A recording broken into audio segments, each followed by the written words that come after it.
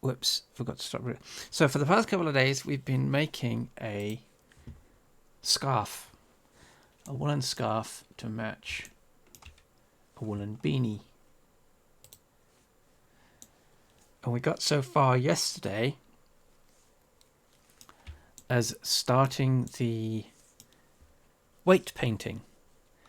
So what we're essentially doing is creating a clothing item that has to be weight painted to the clothing avatar skeleton so that the mesh articulates in IMVU.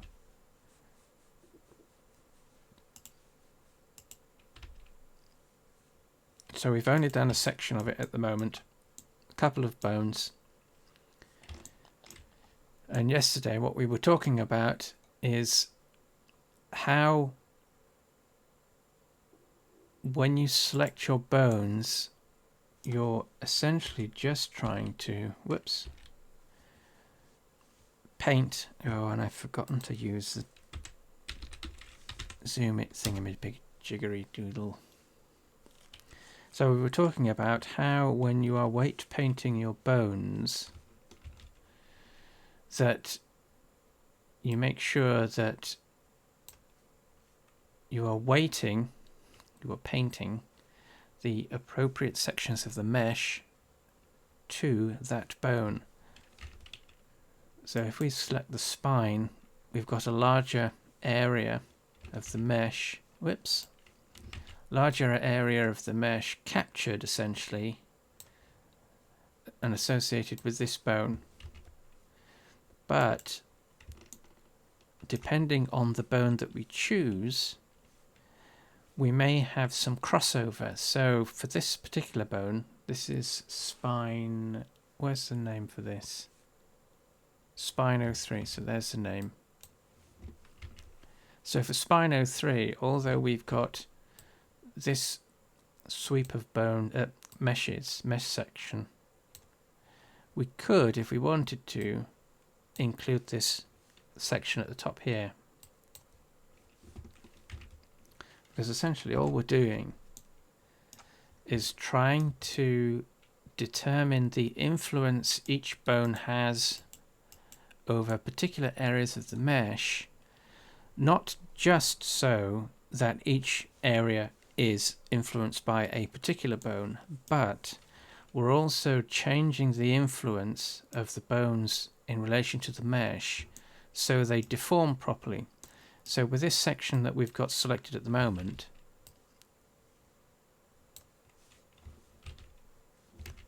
that's being controlled by this bone. Come on, there we go. By this bone. But when we are deforming it relative to the avatar being in place, we might find that we actually need to include a bit more of the mesh down at the bottom here, or maybe at the top there, in order for the mesh to deform properly. Because although the individual bones control a specific area of the mesh, collectively how they all deform as a chain, so this is a linked chain of bones, how they all perform as a chain may deform the mesh in ways that we weren't expecting, so the weight values that are painted to individual bones may not be quite as obvious as one might have thought. So we've always got to watch out for that. So at the moment all we're doing is just setting up the basic weight painting of the mesh to the various bones. Where's the, get rid of that, make it top, right, get rid of that, there we go. So if you are new to weight painting, object mode. So in Blender, the way that weight painting works in Blender 2.8 is different to the way it worked in Blender 2.79. So now in order to weight paint, you have to have both the armature and the object that you're going to weight paint in object mode up top. They have to be in object mode. Select the skeleton first and the mesh last, because it's the mesh that's actually carrying the weight paint values. And then just switch to weight paint. And what this then allows us to do is select individual bones and paint values. And the mesh will be pink where there are no values associated with the mesh, and various shades from red to blue depending on. So blue is no influence, red is full or 100% influence. So what we're doing at the moment is setting up the basic values.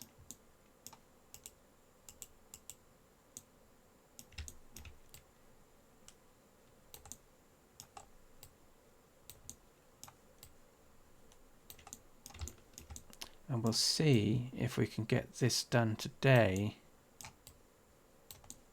because tomorrow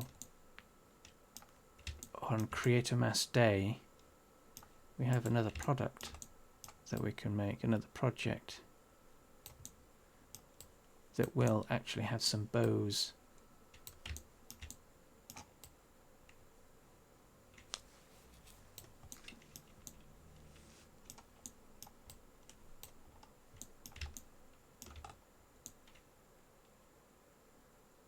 So for the, let's paint that to that bone.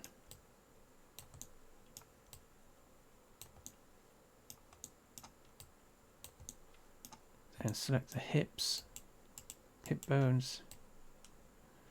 And as we are painting, Blender automatically adds an appropriate vertex group in the, so that's object data properties. That's this one. So we don't have to create the vertex groups manually. They are automatically created when we paint values to the mesh. And so long as we have a bone selected, a group is created and the vertexes associated with that group will carry the values or the influence or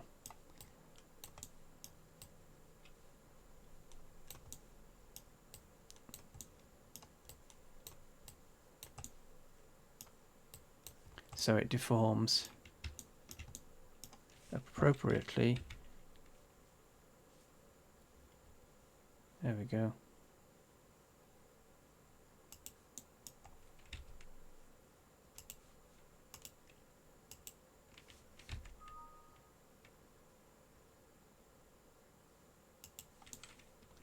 I have to include that at the bottom there for that.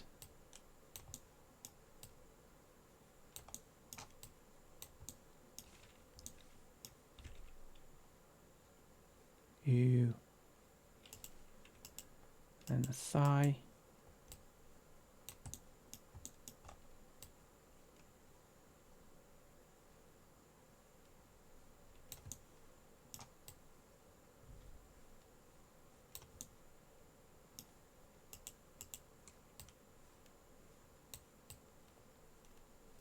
so red is 100% influence and blue is 0%.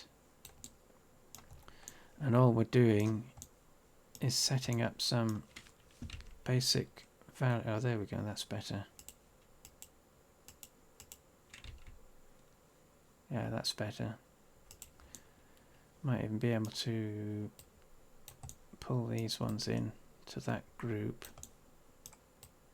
So this is what is meant by what was said earlier. So the hip bone is essentially directly associated with, so if you drew or draw a line from that bone, the closest vertexes are these, but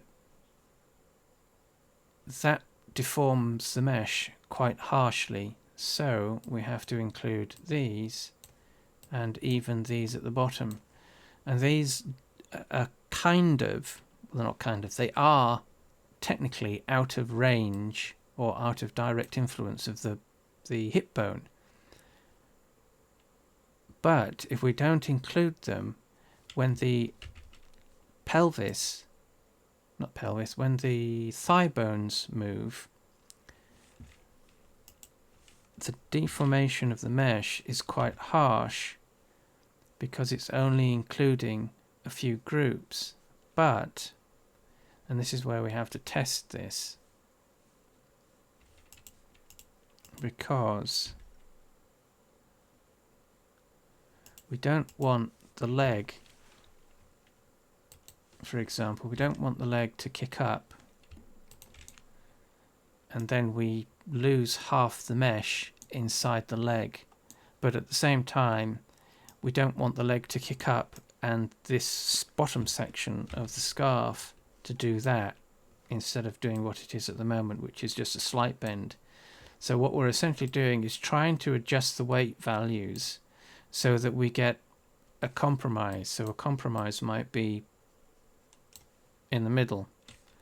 So we have to go back over the weight values that we've assigned, and later on, once we've got the basics established in terms of how the object is deforming when the skeleton deforms, we can then go back over it and decrease the values. So as you can see here, that the influence goes from red, which is 100%, to blue, and then in between we've got all these different colors, and each one of these colors represents a different value range. So we've got 0, that's going to be about 50%, and that's your 100%, so there's 75 and there's 25. So those colours are what you would end up painting on the vertexes to reduce the influence of the bone over the articulation of the mesh. But right now, all we're doing is just getting the basics in place.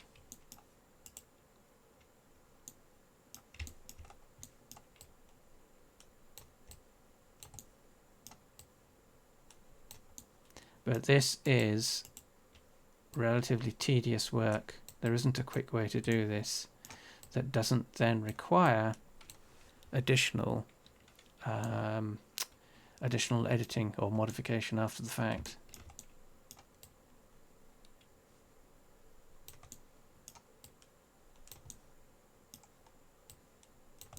So if you like watching TV, put on your favourite show and have that running in the background whilst you're doing this.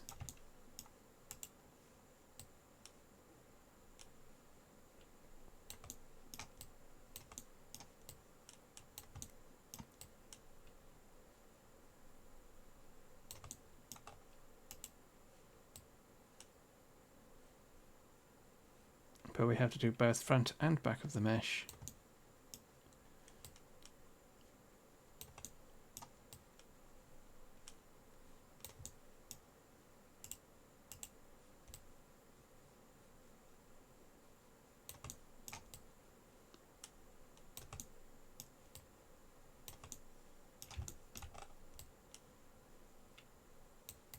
So now this back section will move.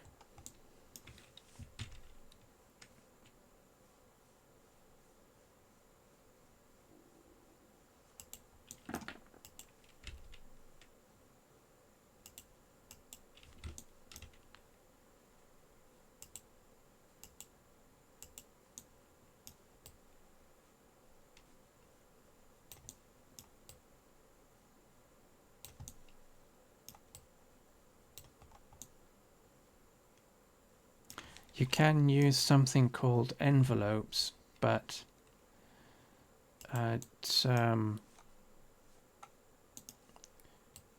let's remove that bottom one.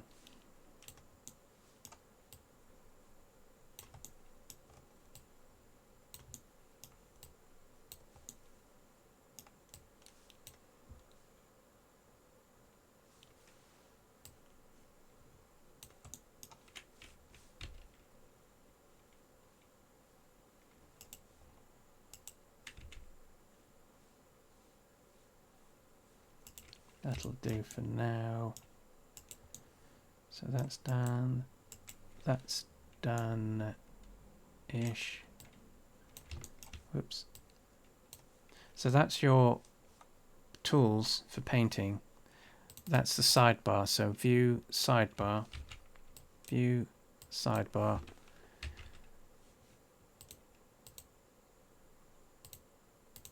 And that's where the weight painting tools are. The weight is the amount of influence a bone has over the mesh. So 1.00, that's full influence, which is the red colour. And 0 is 0 influence, and that's the blue colour. So if I paint...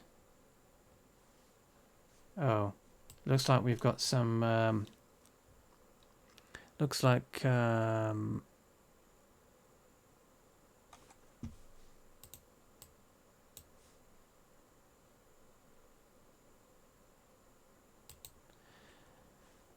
Phew, it's a good job I recorded this. It looks like Twitch and the streaming thingamajiggery is being a bit iffy, so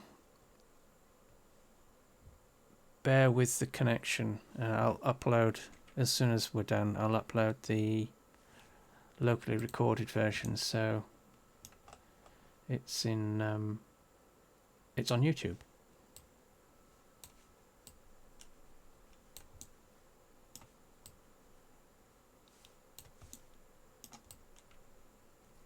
I'm not sure what can be done about the potato internet, unfortunately.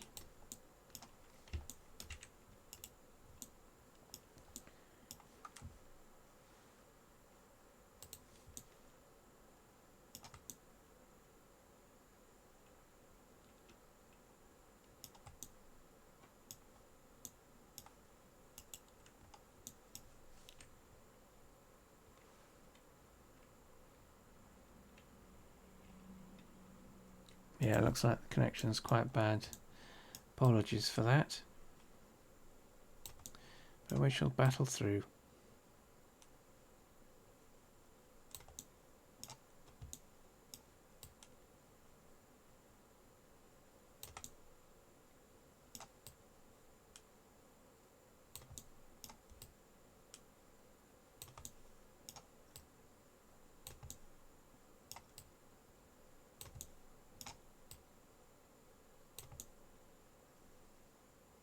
And one thing to watch out for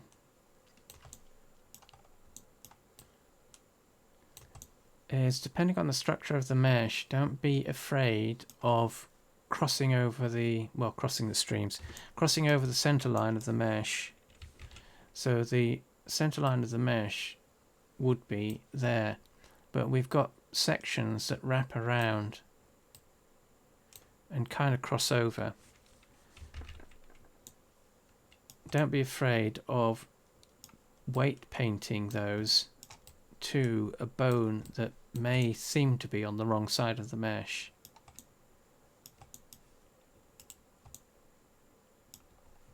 So does that go down to the front? No, it doesn't. So let's include those, see what that does.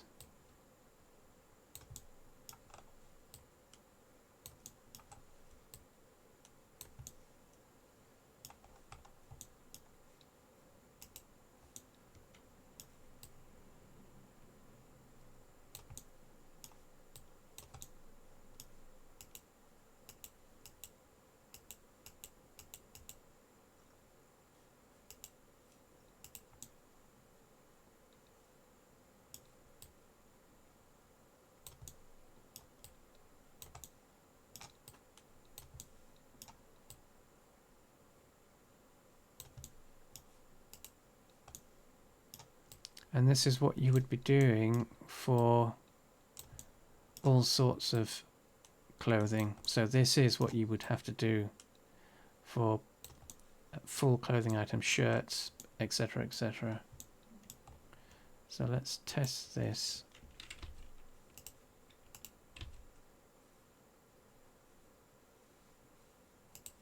So we've got all our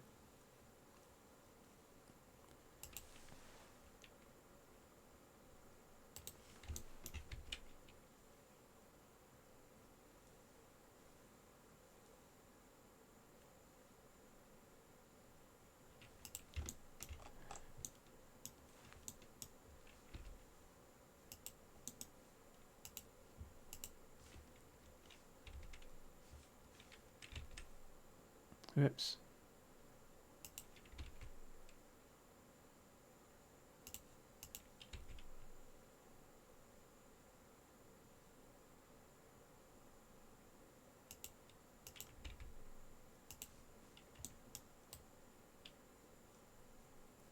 So this section doesn't quite deform properly.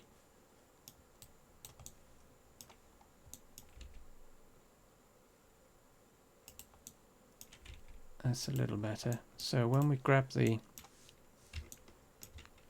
top of the spine, that's better.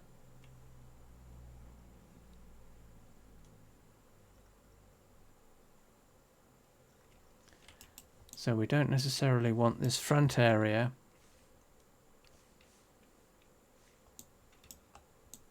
to collapse as vigorously as it is. So what we could do is try reducing the strength to 0.5 and then painting that green. So we're now reducing the strength of the influence over this section of the mesh.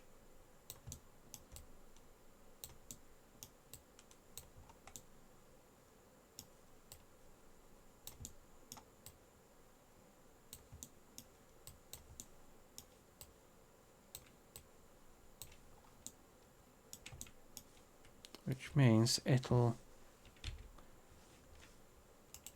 deform.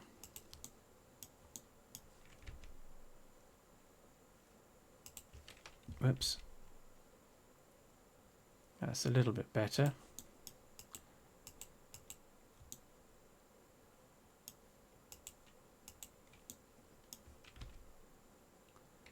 It's still quite aggressive, so let's try reducing that even further. So 0.25.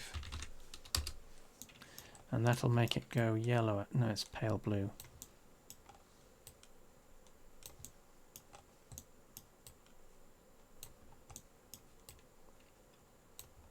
So what this is doing is reducing the influence of the bone on this particular section of the mesh.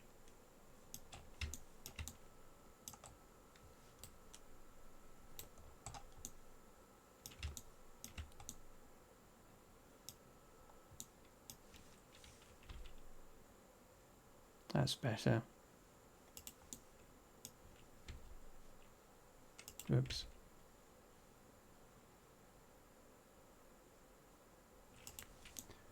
What we might have to do is include this section at the bottom.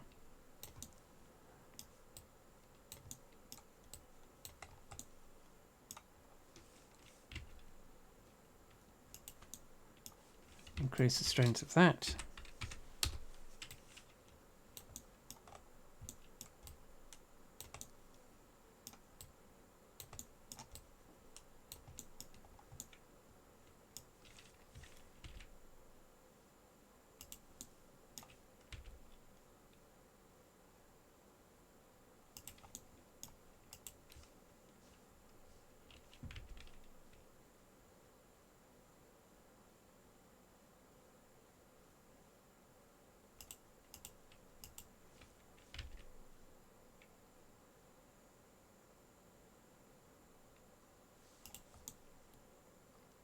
That's a little better.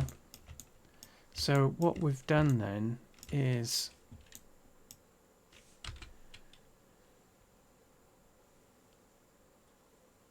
painted the torso, get rid of the torso, and the pelvis. Right, so what we've done then is weight painted everything so that the mesh deforms with the skeleton.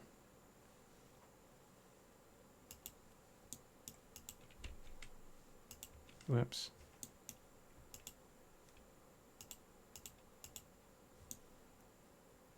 Oh, it's clavicle. Yeah, so.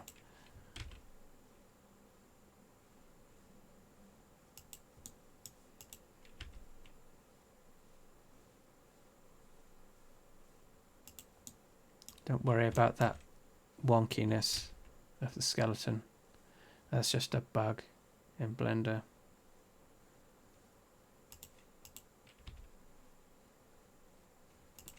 But what we can do is reduce the influence, so go down to 0.25.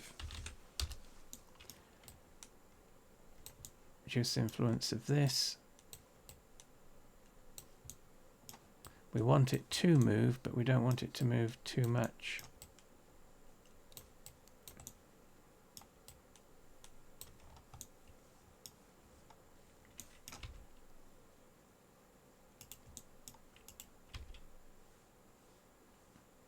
That's better.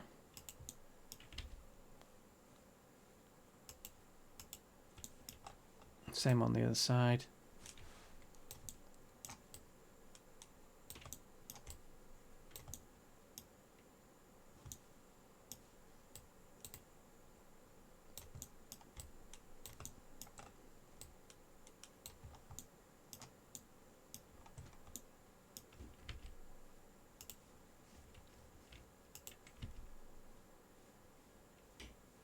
That's better.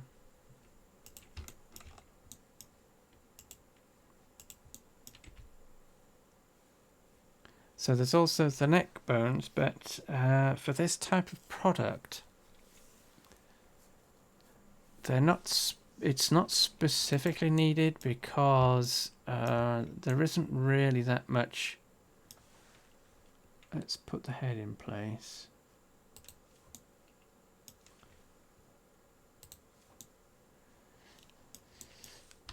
I mean, you could.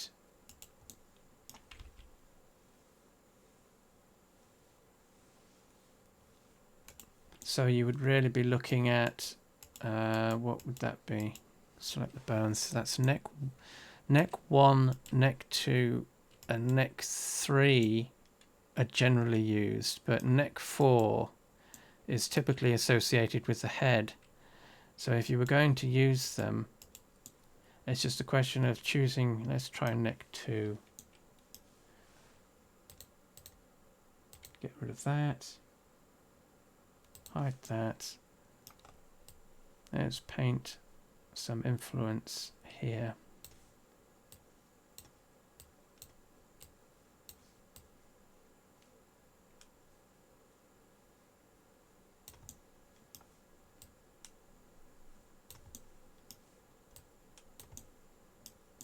But this really depends on the design of your product. So that's a neck zone. So if we grab the head bone and articulate the mesh, it'll move that section. But it won't necessarily do anything else. It won't influence anything else, which is fine.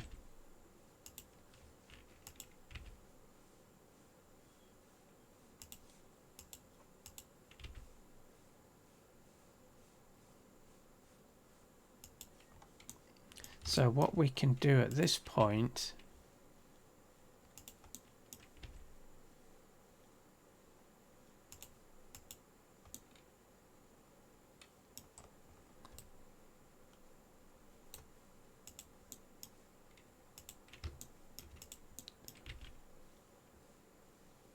is maybe we can do a test export.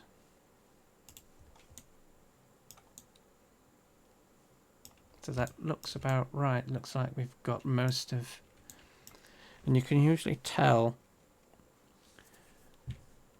whether something isn't weight painted because it'll, so let's do,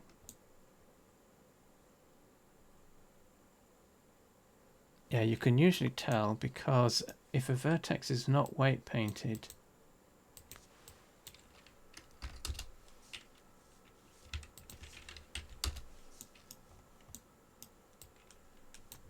so let's try these two here.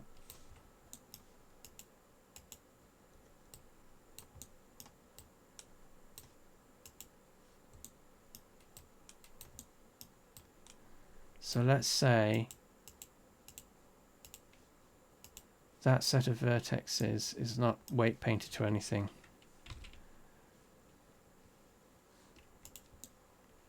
So what's controlling that?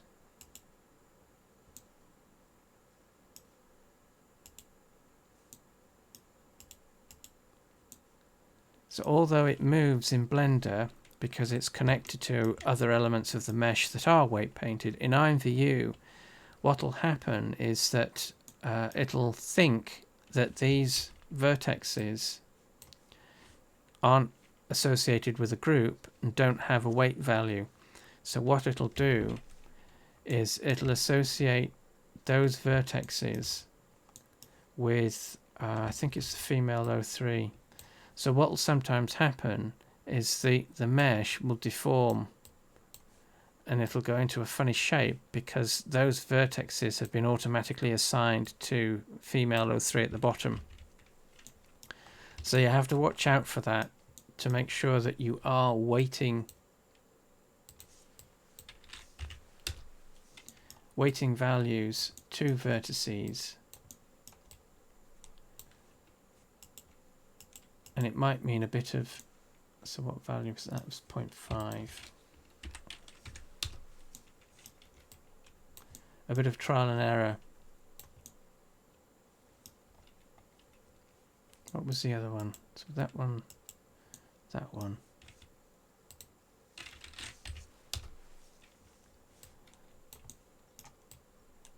That was full influence. Right, so we can do, I think we can do a test export.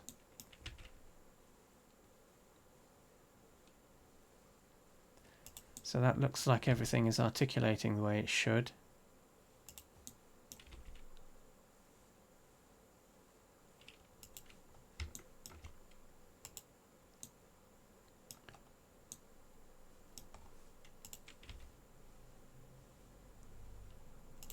Let's include that bottom, but give it a low value, 0.25.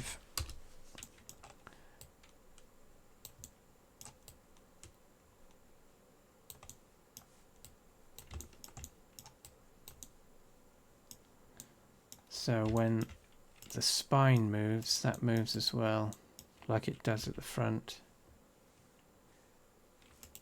Yeah, it's a bit low. 0.5 then.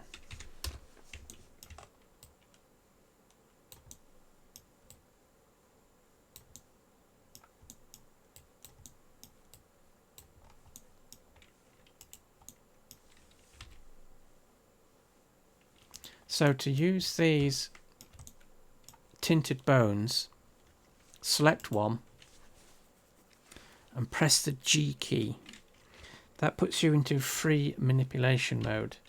But what it also does is it activates the property, the inverse kinematic, I think is how you pronounce it, the inverse kinematic of the bone chains. There's a little dotted line that indicates a start point and end point of the bone chain. So when that bone is articulated, it's actually going to articulate additional bones in a chain. Same for the one at the bottom, below. But that locks out at the bicep bone, which is that one. The wrist bone controls the whole arm up to the shoulder. But this helps checking for articulation of your mesh, so you'll be able to select those bones that are highlighted, press the G key and just move the mouse, and it articulates the whole chain of bones that are associated with it. So that looks about okay. So let's go into object mode.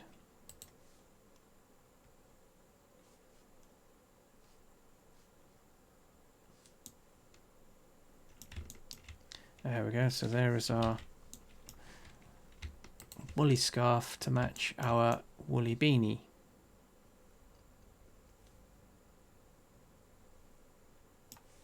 So let's save this. Save as number 10.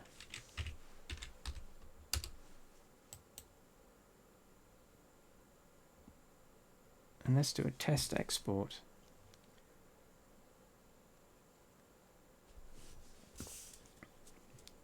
So, clothing item.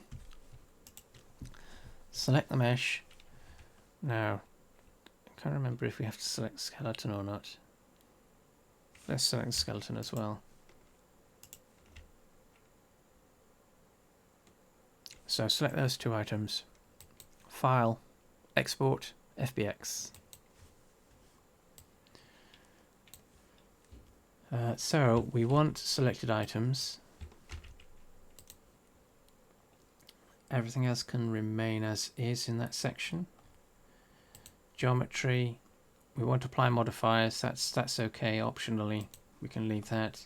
Always disable add leaf bones for everything, no matter what type of product it is. We don't need any bake animations, so we can disable that. Check the file name, and we should be able to export. So, IMVU, create mode. Oh, what did we call this? Did we call it something? Yes, scarfy.mesh. So that's what we're looking out for. Derive new product, and this is a top. Go.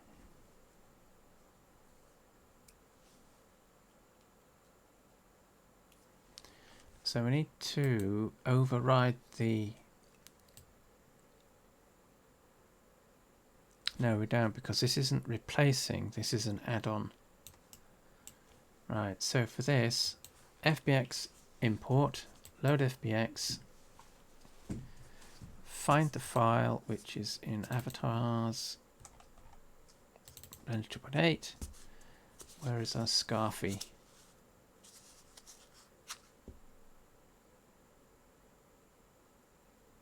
Where did we export that to? Cancel.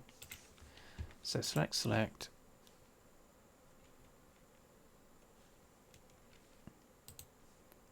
Export FBX. Avatar Blender 2.8. Yeah, FBX.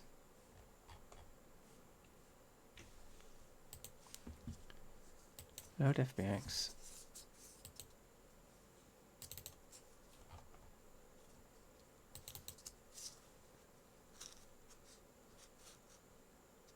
Oh, it's Christmas, isn't it? Looking at the wrong thing. So Christmas 09, Christmas 2019, 10, open. So that gives us our select skeleton root dialog box. And as always, we get the selection that we want, and for clothing or things to do with the avatar, always start with root node, and then it should be 86 bones. Not quite sure why that's it, but 86 and one mesh. So if we select that, whoops, it'll show our scarfy.mesh, which is all we need, and then configure, brings in the mesh, and we want this to sit on top of the default. So we need to give this a mesh ID that's out of range, and the clothing items, well, the mesh IDs for the avatar sections, they start at 0 and go up to 12, I think, off the top of my head. So we want something that's out of range. Let's just go with 71 or something. Apply scale 0.01, and hopefully this will work. Import. It's going to override the material. That's okay. Import changes and apply changes. Oh, and there is our scarf. Nice. Let's add a texture. Where's our scarfy texture?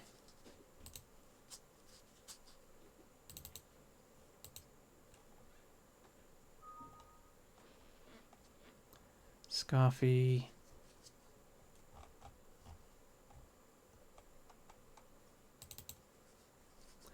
So we need the one that's 256. There it is, beanie cloth. So select and then apply. And there is our thick woolen scarfy.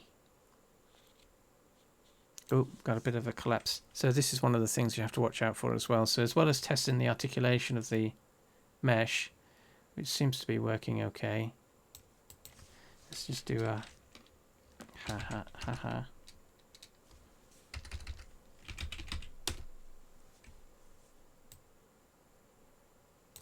So what we need to do is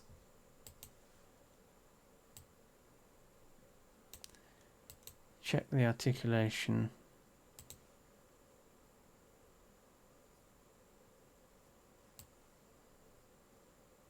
Oops, sorry about the noise.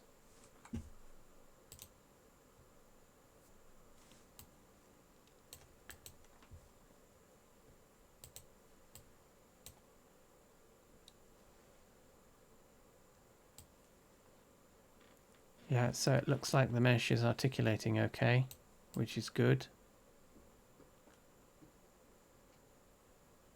So that checks out. So let's save that. Save as.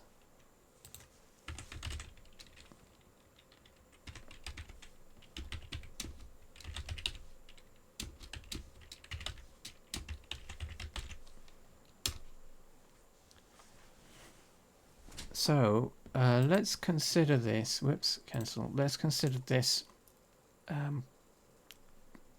done from the point of view of we have a mesh and it works. It's all weight painted. So what we need to do now is finish up some of the, because we've got gaps in the mesh and we need to take a look at those gaps.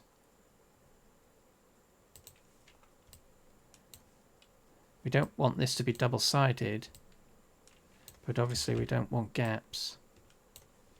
So there's a gap there. And we also need to check out, or watch out for, so this surface here has collapsed on itself, and we actually want an edge that goes along the top there, but it's collapsed because of the way IMVU has triangulated the mesh. So that is that edge, that face. Whoops.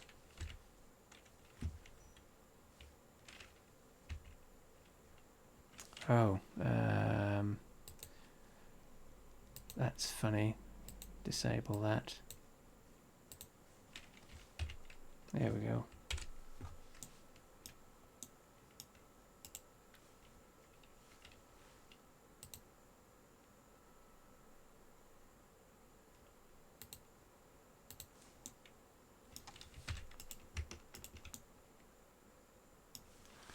Double check which one that is.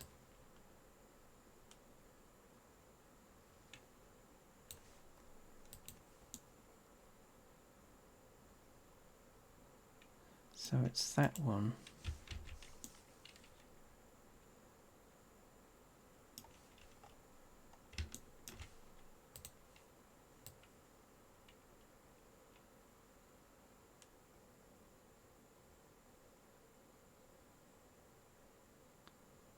This is where having a wireframe overlay for IMVU would be so much more handy, because we can't quite tell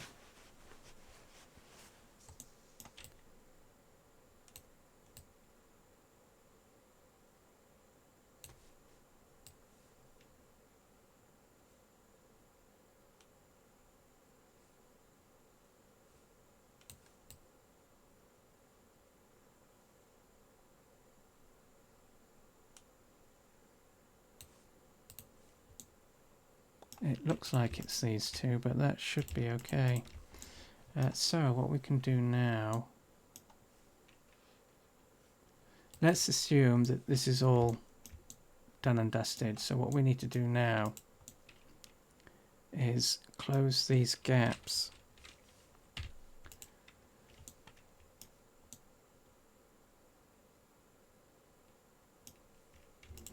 And what we're going to do there is essentially just, let's have a look at the inside of the mesh actually.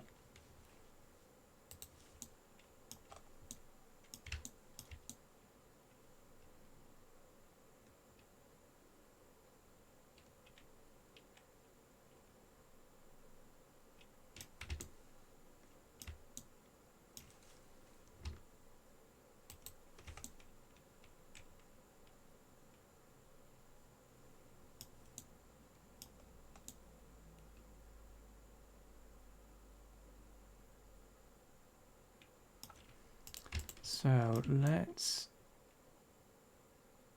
try, well, the easy bit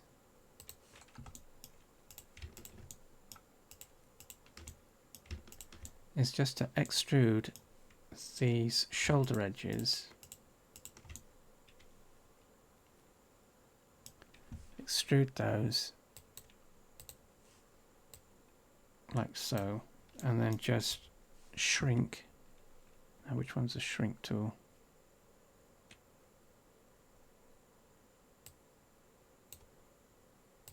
It's that one, shrink fatten.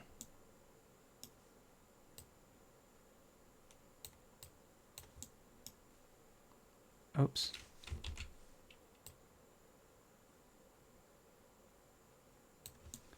And we can shrink them inwards. The tool's goes a bit wonky on irregular shapes like this, so we have to do a bit more. Have to do a bit of manual editing.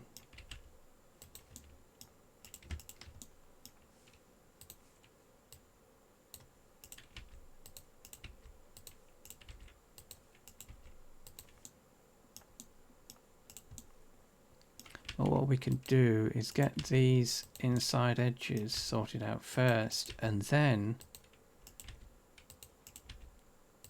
work out how to connect or close these gaps and join them all up.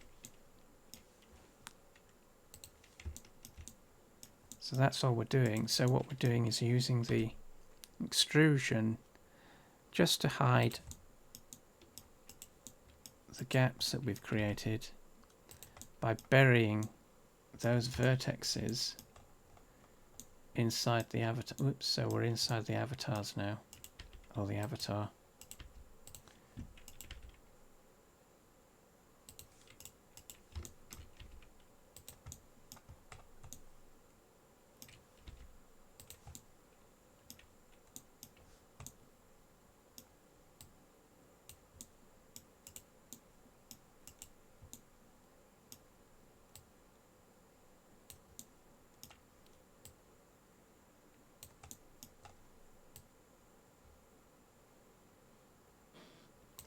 And what this does is it also allows us, so you can keep your broader shapes in place. So this is the broader contour of the object. And then there's the drop there.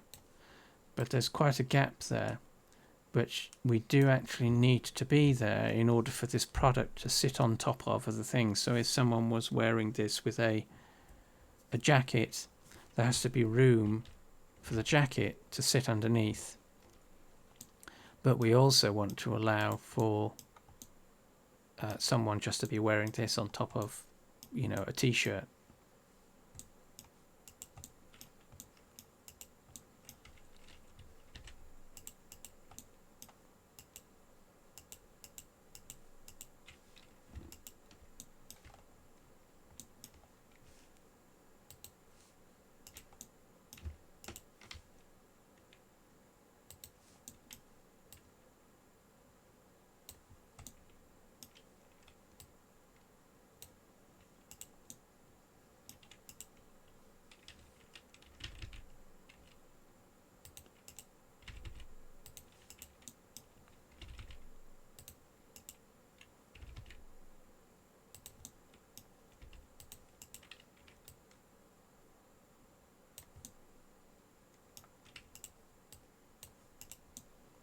But doing this, we'll also need to just readjust the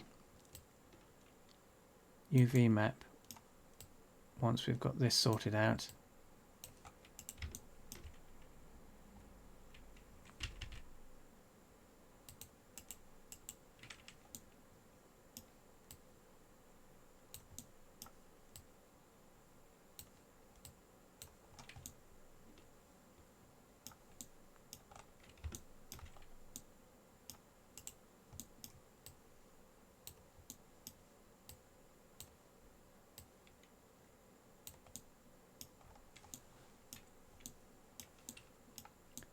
So that's more or less closed.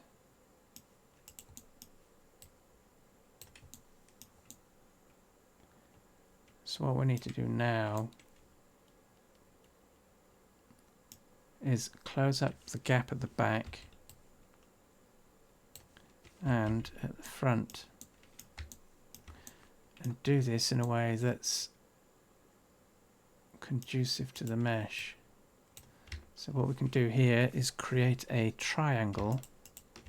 So we're selecting 3 vertices. 1, 2, 3. I'm going to close that. New edge from face. Or new face from edge.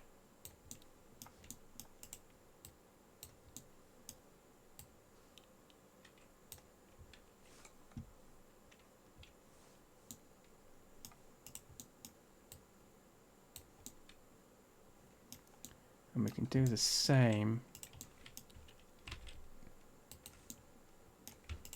on this side.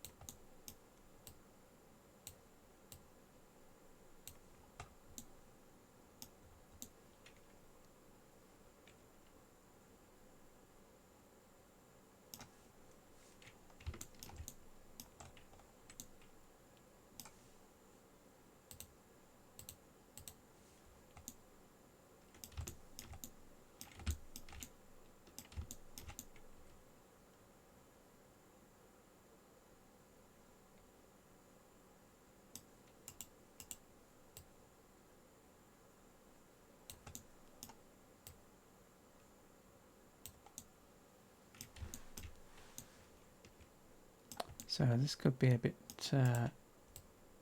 tricky. So let's close that edge. So we've created a single, it's just an edge between those 2 vertices. So what we can do now is decide how to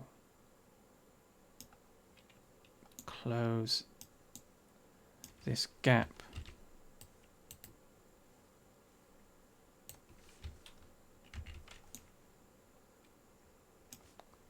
So I guess what we'll have to do is that.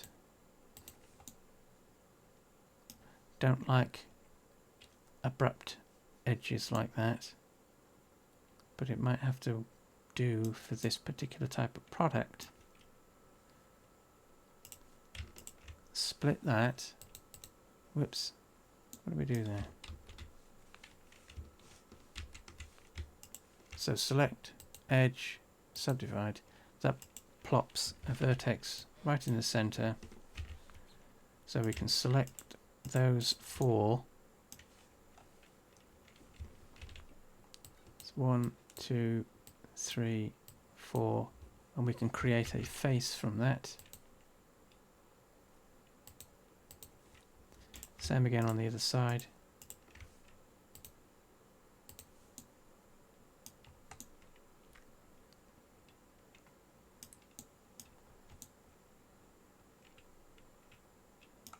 Don't quite like how that twists here.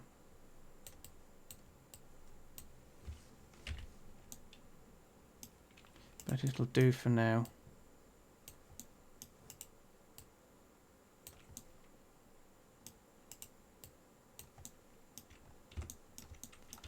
And we can do the same on the front. So close that, add a face, not a face, an edge. Divide. So now we've got vertex, vertex, 3rd vertex. We can join these together to form a face. And join these together to form a face here. So that's a bit better on this side. It's just because of the hard angle that we have to, come on.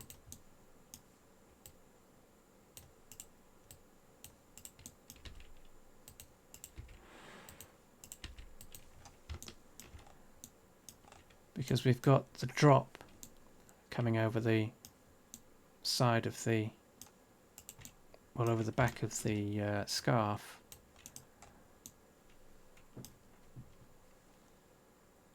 I mean, I suppose ideally what we could do is maybe do something like that. So what we are going to do that is add a vertex on that edge and do, so we'll split this and add a vertex there and then join that to get rid of this very abrupt edge that's just it's just an awkward shape. So what we need to do for that is select that edge and split it. So that's added the vertex, a new one. We can grab that, double tap G key and just move it roughly into place. Select, shift select, and then if I can remember where it is, merge vertices at first. So that's close that. We can now get rid of this.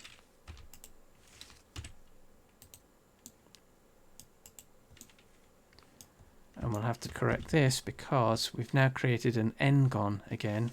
So this is a face with more than 4 edges. Because we've added a vertex here, there's actually an edge that we can't see running along there. And we actually want to get rid of this face. So what we do is convert that to triangles. That gives us the edge that we can now, not the edge, the face we can now get rid of. Mesh, delete, faces, and then just join these two back together. That's a much more comfortable edge flow.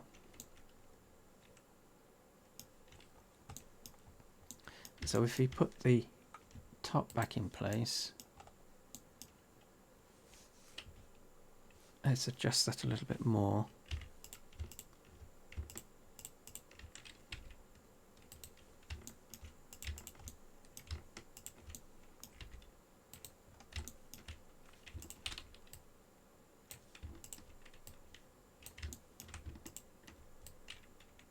And what we'll need to do, because we've added some structure,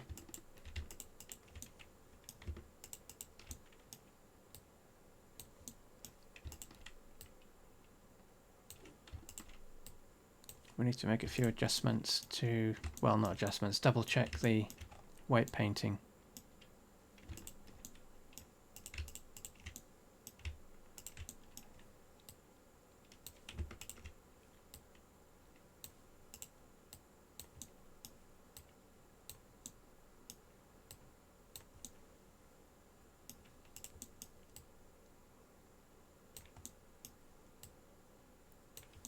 Yep, so that's okay.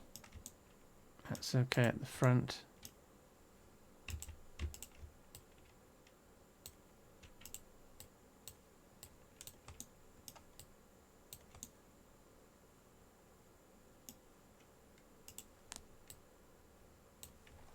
Yep, no gaps, so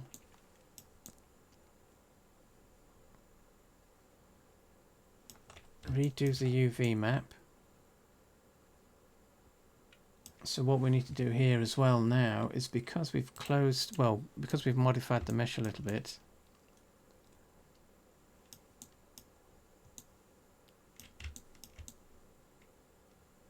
what we're likely going to need to do,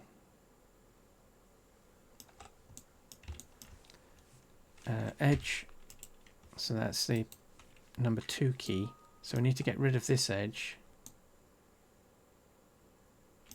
Or, no, in fact, actually, let's do something. Let's see if we can flatten the UV out a bit more. So we're going to add an edge running along the top there.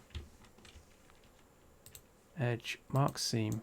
I'm going to try this, but what we want to do is split the underneath of this section.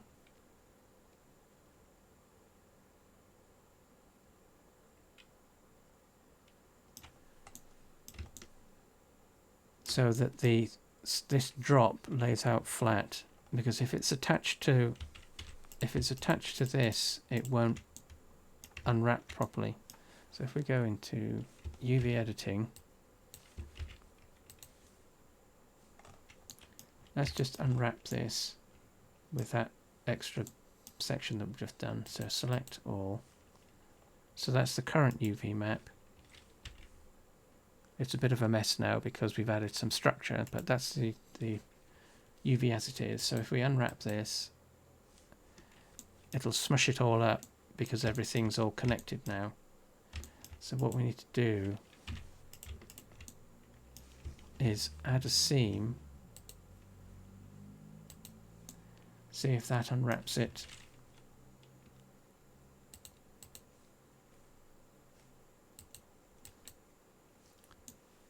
Nope. So what have we got to do?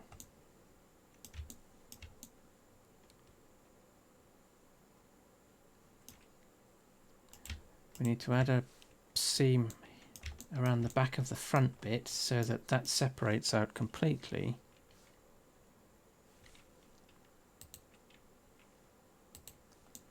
So let's do that. Select all, UV, unwrap. So we've got our, whoops. We've got our front section separated, but we need to resolve what's going on with the scarf.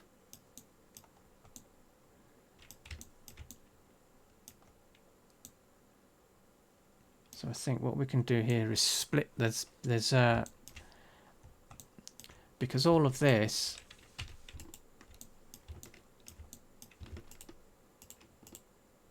all of this is part of the top, but it can't, as a UV map, well, there we can see what it's doing. As a UV map section, because that's all one component, there's no break in the surface there. So we need to forcibly break the surface so that this can be, instead of doing what it's doing now, what we actually want it to do is something more akin to that. So it relieves the stress that's associated with this section all being one loop that's connected. And it can't determine how to, well, it is actually, it is UV mapping it, but it's not UV mapping it in a way that's going to be helpful to us. So what we need to do is forcibly split that, so we can use the back of the mesh where this is hidden from view, place a seam on the back, and that should relieve that. Select all, UV, and there we go. So that's all we needed to do, was to split the back.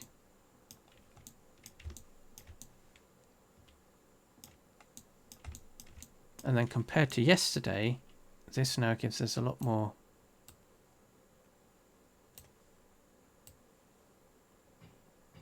space to play around with.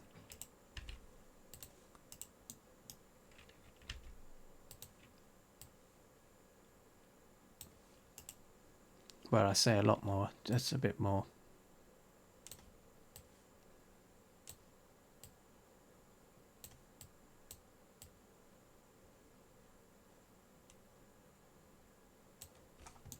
So you'd have some rooms for, so if we added a ribbon to this, and we wanted that ribbon to be part of the same texture, we could probably drop that in this space that we've got available.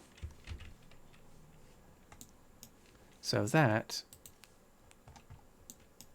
is our beanie scarf. Oh, and one thing we could do to this, let's just tidy up this a little bit. What we can do, edit mode, just connect that, join that together into a quad. But what we can do is add some sharp edges to this. So edge mode,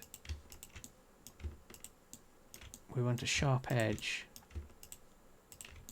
around these drops. So we want a sharp edge there. So edge, mark sharp.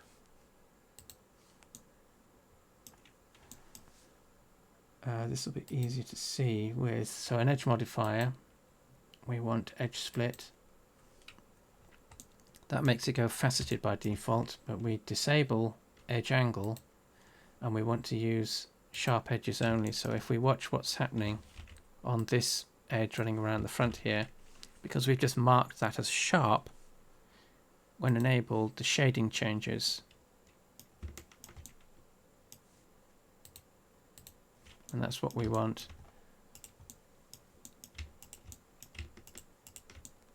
To create the illusion that this is sitting on top of something else.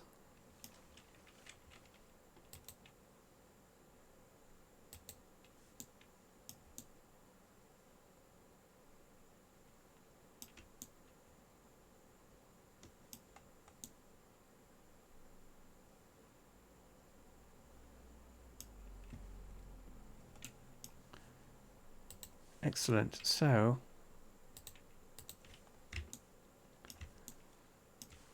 let's just do a quick check. No gaps.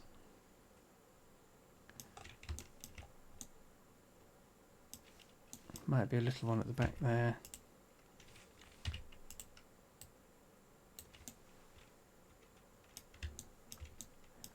Shoulders are okay. Chest is okay. That's okay. Yep, so that's our woolen scarf to match our beanie.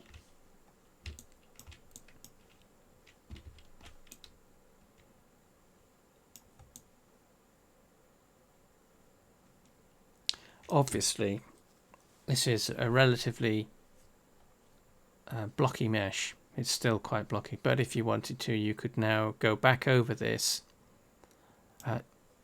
The project files will be made available, so if you wanted to do that in your own time, you'd be able to do that. But you could go back over this, adding more detail in the same way that we did with the beanie mesh. So we added all the folds in the cloth. You could do that to the scarf by just adding more loop cuts and doing a bit more shaping. But the basic structure is there. Oh, one thing we didn't do. We need to double check.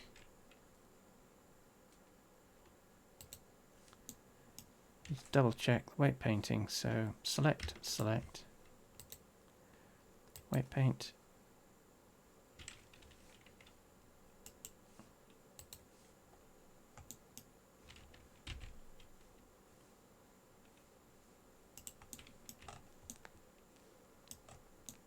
Oh, nice. It seems to have carried through.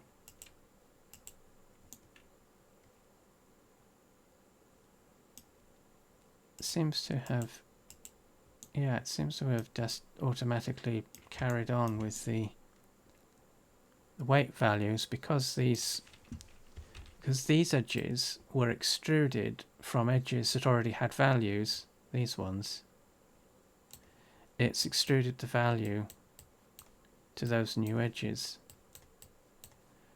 So they are now weight painted to the appropriate bone, sort of automatically. So the mesh is deforming the way that you would expect it to. Which saves a bit of work.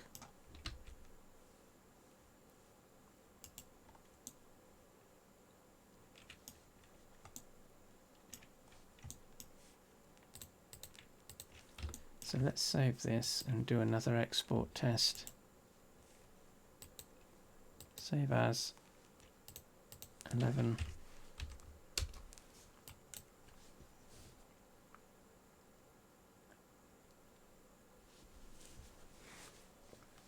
And export. So skeleton, mesh,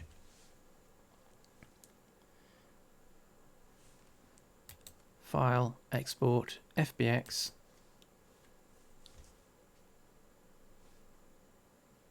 Change the file name just so that we don't overwrite the one that we just created earlier. Check our settings, selected objects, yep.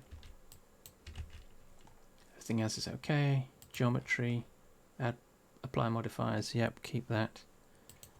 Armature, add leaf bones, disabled, yep, no bake animations. Export FBX. So IMVU. Keep that one in place. Derive, top, go.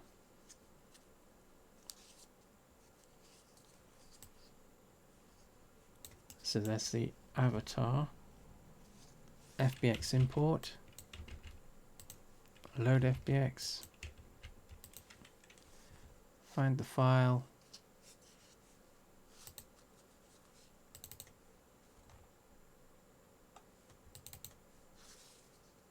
Number 11. 87. So always select. It's going to vary depending on what starter file. That's why it changed. It's going to vary depending on what starter file you're using. Some of them will show 86 bones, but the clothing file will show 87. So, but always go for the listing that has fewer bones. But it will always start. Whoops! It would always start with root node.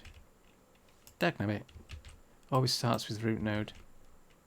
So root node, 87 bones, one mesh. That gives us our scarfy mesh. Import. And again, we want to make this usable over the top of other items. So let's choose a high mesh ID.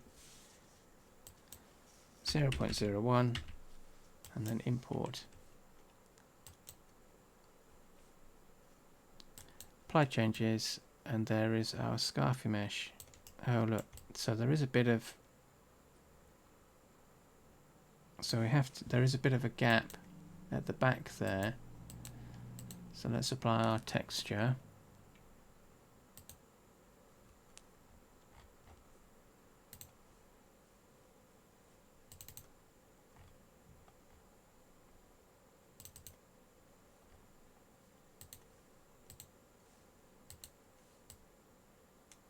So there's, oh, is that just the back of the back? Oh no, that's fine. Yeah, that's fine. That's just where the fabric is naturally. So there is a small gap there.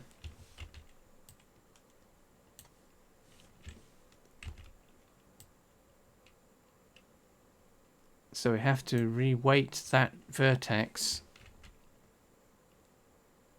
where that gap is. We'll have to re-weight that. That's probably going to do the same on the other side. So that is, so that's that. So that's going to be that vertex. So weight paint. So which bone is that then?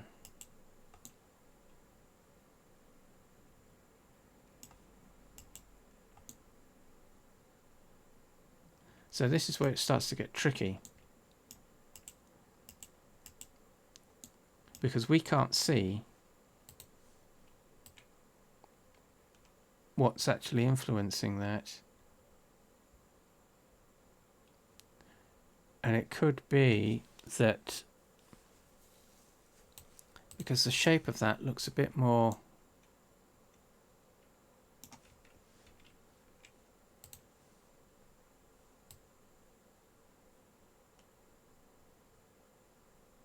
yes, you see, because I thought that was a bit odd. So this edge that's sticking out here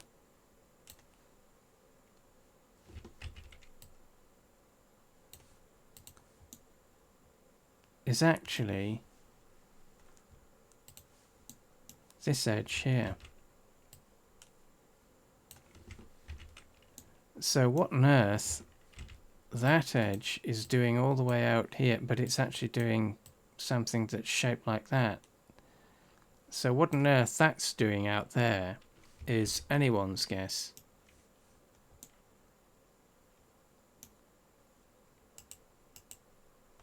So we've got it weight painted 100% to the clavicle.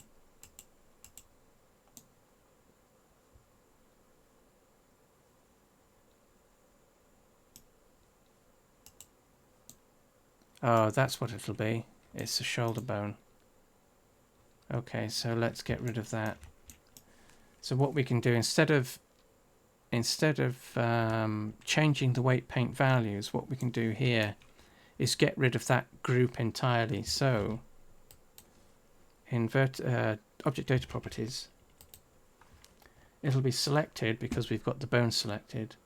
All we need to do is highlight it in the list and just click the minus button and it'll remove it, and that removes the group completely. That's probably what's throwing it out on both sides. So select the bone, that highlights the group, and then just remove it. So now we've just got the clavicle influencing that section of the mesh. So let's save a file, save as number 12. Let's export that just to double check. So skeleton, mesh, export, FBX, number 12. And you'll want to do this. This seems like an annoying thing to constantly keep doing, but saving versions of your files. Don't save over the same thing, because if you get these sorts of problems cropping up, you can't check them. You can't check back against a previous version because you've got rid of it. So do a version save, and again with when you were importing your file into IMVU, just create a new project so that you've got different versions that you can check, so you have a history of sorts.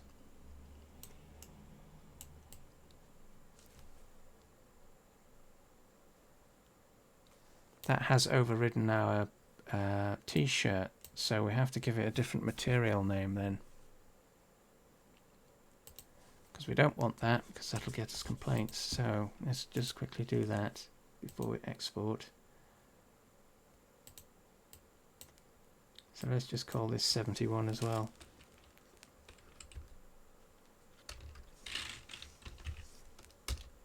That puts our material well out of the range of everything else that's in the scene. So just save over that again. Number 12. So skeleton, mesh, export.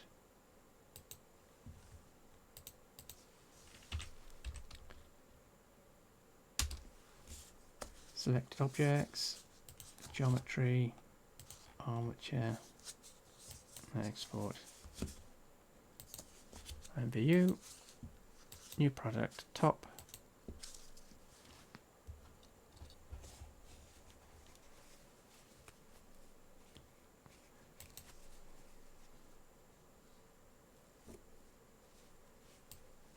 there's the avatar, FBX import, load FBX. Avatar number 12, open,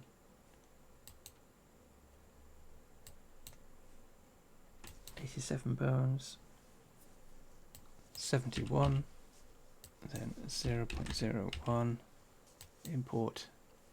Oh, has it brought in our, yeah, so our material is 71, so that's fine. Import. There we go, that's what we want. And yeah, so it was the shoulder bone influencing.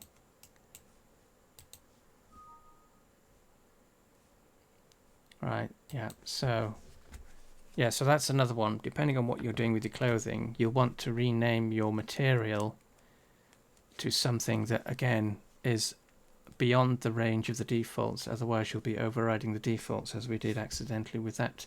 So if we use 0, it'll override the t-shirt, but we don't want to do that. So let's find our create a mass texture again.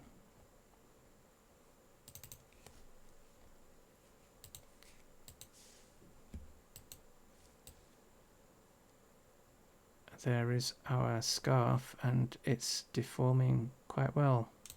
So that's what we were looking for. So there are no gaps aside from that bit at the back, which is fine. And at the front, that's fine. So yeah, that's the basic scarf. That's the space, and we've got the sharp edges. So we've got a clean edge running along the front there, and down the back. Can't really see it around the neck because obviously the neck's in the way. So there is our create a mass beanie scarf. So let's save this.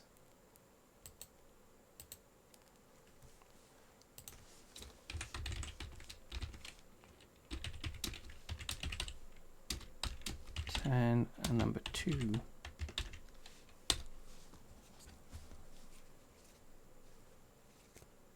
So that's it. That's the project. That's a clothing item.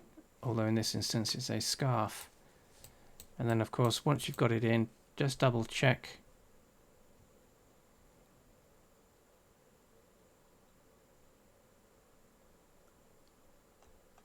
Where are the poses?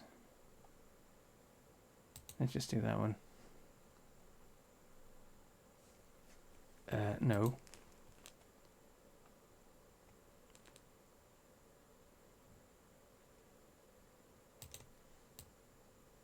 Yeah, that deforms okay.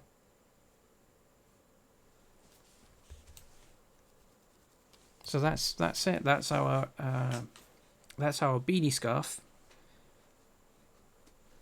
So if you wanted to add more detail to this, you could do, but that's the basic product in place.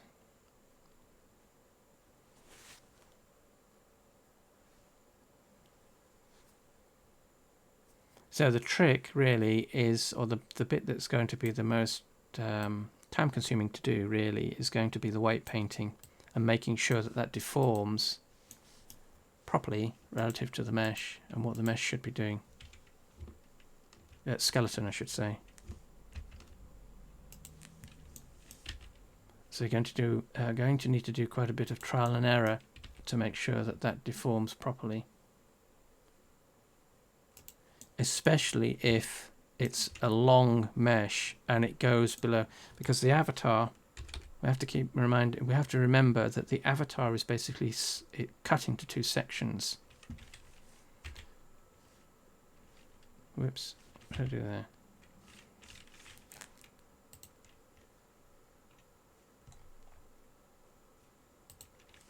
It's cut into 2 sections at the, so the bottom of the spine is the first bone of the top, and the hips are the first bones in the lower section.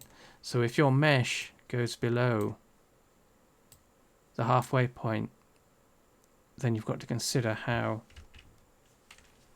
it moves in relation to the overall avatar.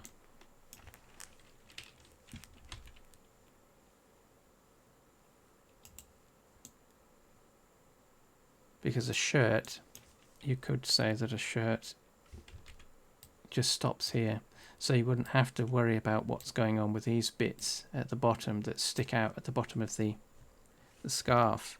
But because the scarf does go down there, you have to consider, so even though you're moving the top of the spine, the chest bone, we still have to keep in mind what's going on down here. And that's all through your weight painting, and that's going to be the tricky bit, is making sure that your weight painting is matching what you're trying at the product.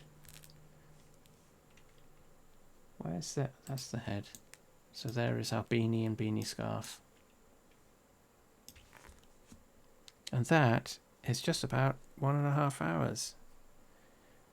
So we shall call it quits there, and that went really quickly actually, I wasn't expecting that.